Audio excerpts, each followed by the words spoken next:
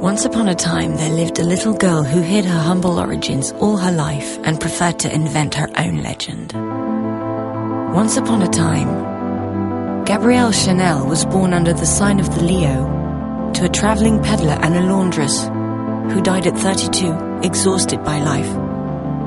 Once upon a time, there was a father who abandoned his 5 children and had his 3 daughters sent away to an orphanage. At 12 years old, Gabrielle would never see him again. Forever after, she pretended that he had left to make his way in America.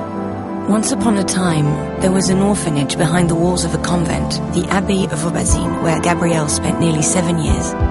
The Romanesque purity of this ascetic world would inspire her sense of austerity and her taste for black and white, while the opulence of religious garments and ceremonial objects would spark her fascination with Baroque style, gold and colored gems in years to come. Once upon a time, there was a beautiful young girl who spent her days sewing and her nights singing in a cabaret before troops of cavalrymen. She was called Coco because she often sang, "Who's seen Coco in the Trocadero?"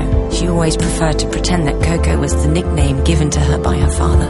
Once upon a time, a young woman with a boyish allure refused to ride side-saddle on the horses of a well-born cavalier, Etienne Balsan. She dressed like no one else, taking her inspiration from masculine attire and inventing new styles of hat, which she stripped off their birds and feathers to make them simpler, lighter, more chic. Her first clients were working girls, but society quickly followed.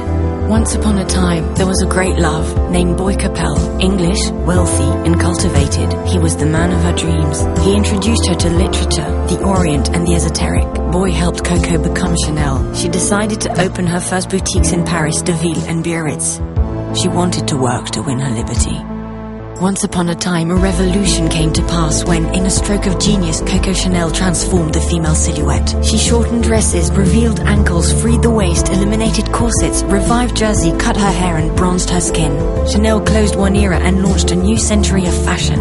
Once upon a time, at 31 Rue Cambon, Mademoiselle Chanel opened her first couture house in Paris in 1918. The little country girl, the orphan of Aubazine, had become the queen of Paris. Before liberating women, she had liberated herself. Once upon a time, there was a love story that ended abruptly. Boy Capel died in a car accident. For the first and last time, Coco Chanel was seen to cry. "Either I die as well," she said, "or I finish what we started together." She chose to go on.